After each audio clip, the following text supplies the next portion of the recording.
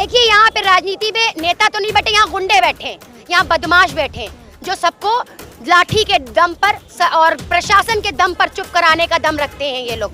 तो इनकी लाठियाँ, इनकी गोलियाँ, इनकी जो चुनौतियाँ हैं, इनका सामना करने के लिए तैयार हैं हम सब, और अपने भारत को बिखरने नहीं देंगे, टूटने नहीं देंगे।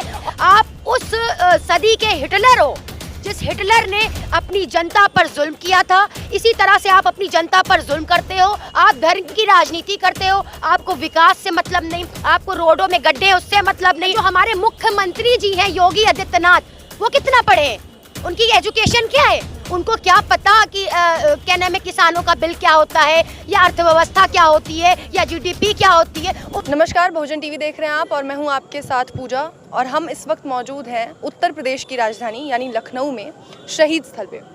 आज उत्तर प्रदेश में जो कुछ भी हुआ उससे आप भी अनजान नहीं होंगे। जंगल की आग की तरह ये खबर फैली और पूरे दिन लगभग इसी पे आज राजनीति और सियासत गरमाई रही। इस वक्त इस मुद्दे पे बात करने के लिए हमारे साथ उज़मा परवीन जी हैं, जिन्हें आप झांसी की रानी के नाम से भी जानते हैं। वैसे इस मामले के लिए आपको ये भी बता दूं कि हमने भी वहाँ पहुँचने की कोशिश की, हम वहाँ तक गए, लखीमपुर खीरी तक भी गए, लेकिन क्योंकि वहाँ पुलिस की व्यवस्था इतनी कड़ी की गई है कि जहाँ अभी इस वक्त प्रदर्शन चल रहा है किसानों का, वहाँ से लगभग 3-4 किलोमीटर आगे तक पुलिस ने बैरिगेटिंग कर रखी है। वहाँ जाने की किसी को परमिशन नहीं है और कोई भी गाड़ी आपको वहाँ लेकर जाने के लिए तैयार नहीं है, जिस वजह से हम वहाँ अभी पहुँच नहीं सके। हालांकि वो दूसरा मुद्दा है। अब हम इनसे बात करते हैं इस मामले पर और जानने की कोशिश करते हैं।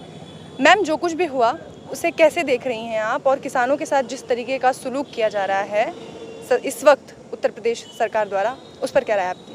देखिए, जिस तरह से आप देख रहे हैं कि इस वक्त किसान जो कि आज महीनों से अपनी मांग को लेकर बैठे हैं, लेकिन गूंगी बहरी सरकार ये सुनने को तैयार नहीं है। लोग अपनी आवाज़ मुसलसल उठा रहे हैं, दिल्ली से लेकर लखनऊ, उत्तर प्रदेश से लेकर हर जगह आवाज़ उठ रही है मुस्तकिल किसानों की, लेकिन किसानों की आवाज़ सुनने को तैयार नहीं। ये काला कानून वापस लेने को तैयार नहीं।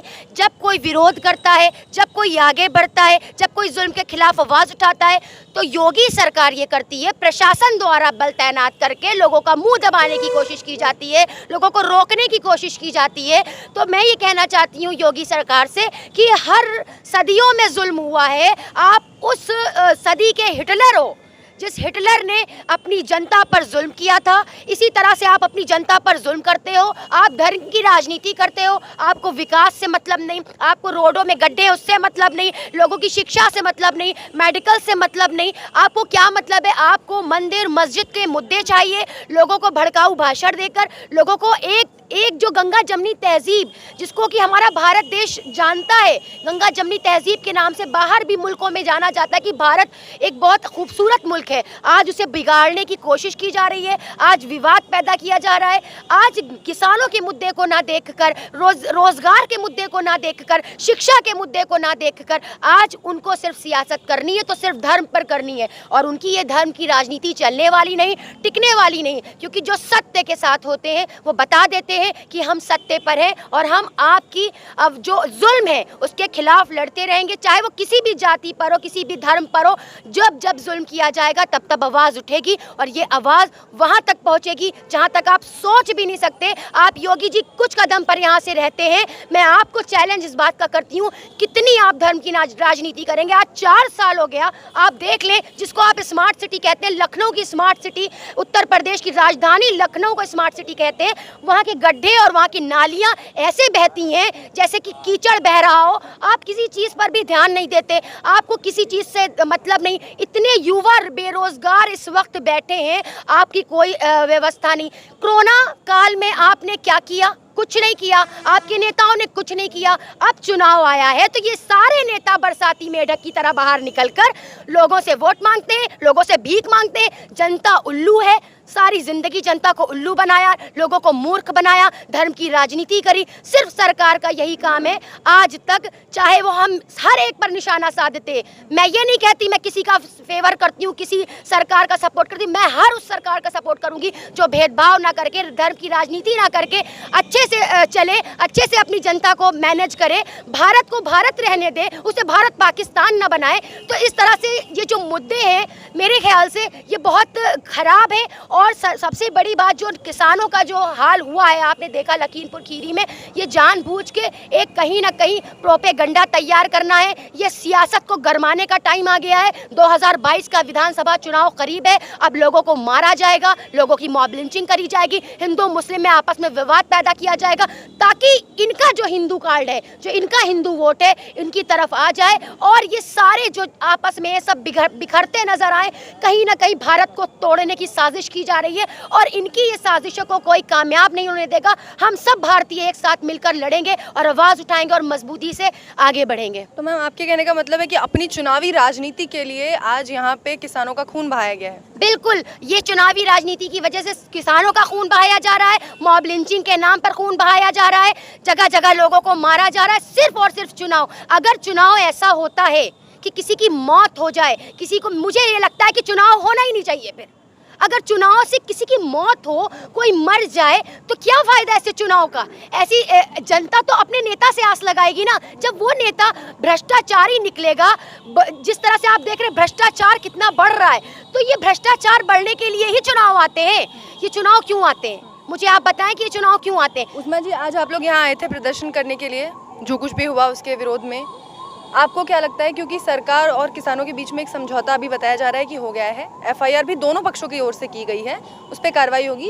कार्रवाई पे कितनी उम्मीद है आपको, कितना विश्वास? कार्रवाई, ये सब झूठी मूठी योगी सरकार की बातें, एक नंबर की झूठी सरकार है ये। इसकी कथनी, इसकी करनी में बेहद फर्क है। महिलाओं को सम्मान देने की बात करते हैं।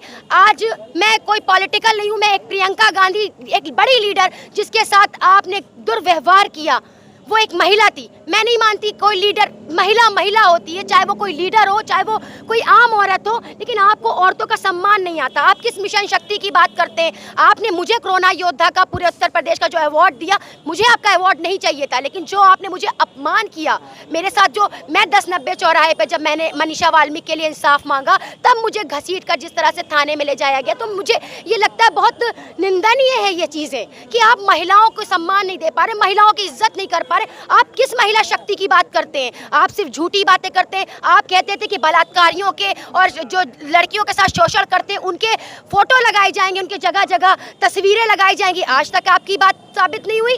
कितने ना जाने कितने बलात्कार हो गए, कितने रेप हो गए। आप देखिए, आज इंडिया ने, अगर आप आंकड़ा उठाकर देखेंगी तो इंडिया ने रेप ऑफ में फर्स्ट अपनी जगह बना ली है। रेप इज इंडिया, फर्स्ट जगह बना ली है, पहला स्थान बना लिया है रेप के मामले में। कौन सी महिला शक्ति की बात करते हैं? आपकी सारी बातें झूठी हैं।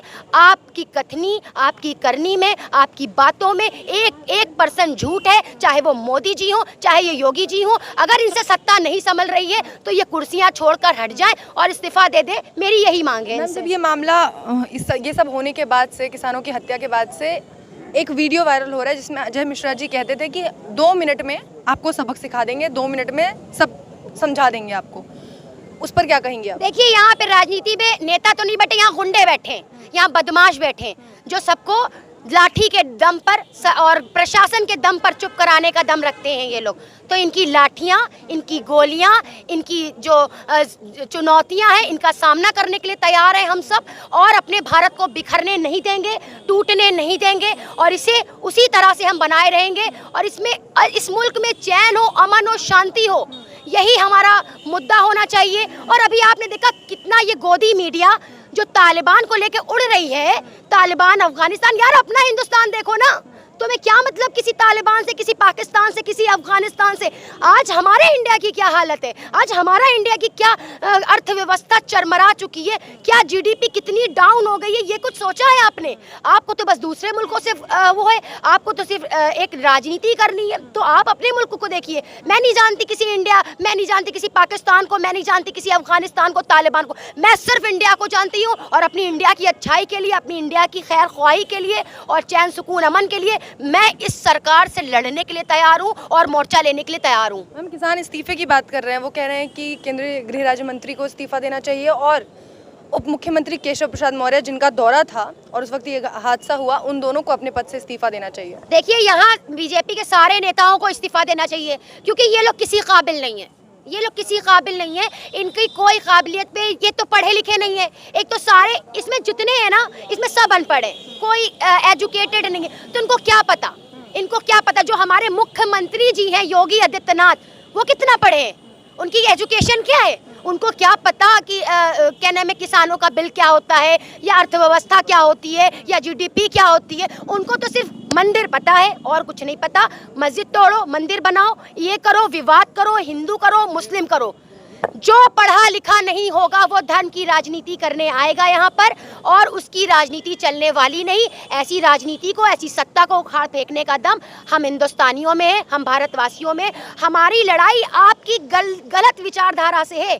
हमारी लड़ाई योगी जी आपसे नहीं है, आपके लोगों से नहीं है। हम किसी से लड़ने नहीं आए, हमें सिर्फ गलत विचारधारा से नफरत है। जो आपकी गलत नीतियाँ हैं उनका विरोध हम कर रहे हैं। आज हम खास विशेष इंसान का विरोध नहीं कर रहे, ना योगी जी आपका विरोध हम करते, ना हम मोदी जी का। आपकी गलत विचारधारा जो है, आपकी गलत नीतियां जो हैं, हम उसका विरोध करते हैं और करते रहेंगे। अगर अभी भी आज आप होश में नहीं आए तो ऐसा ना हो कि 2022 में भी आपको जनता बता दे कि हमें आप नहीं चाहिए।